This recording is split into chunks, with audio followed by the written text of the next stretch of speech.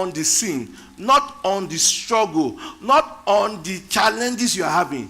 It doesn't matter, because you know one thing, I've seen people live a particular walk of the flesh and go into another walk of the flesh because they fail to recognize that it's not particularly about the work of the flesh. It's about you knowing how to consider yourself dead to sin and alive to God.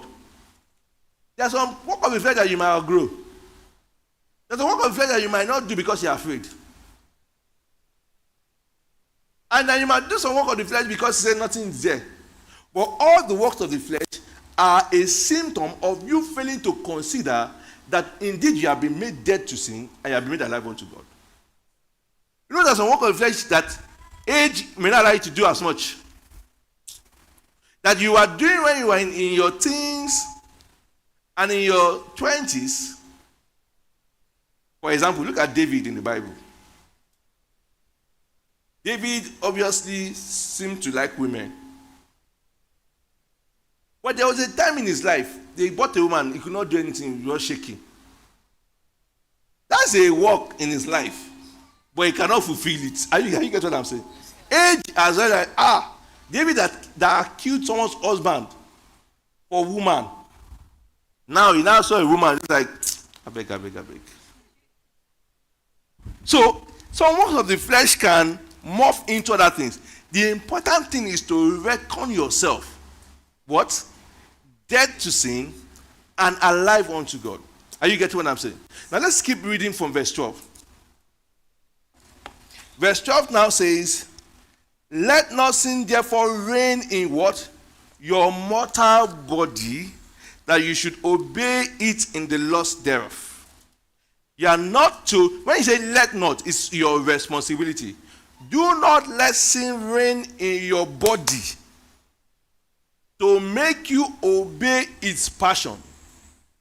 So it is your responsibility. Look at verse 13. It says, do not what? Or neither yield you your members or your body as instrument of what? Unrighteousness unto sin, but you yield yourself unto God as those that are alive from the dead, are your members as instrument of righteousness unto God. Are you getting what I'm saying?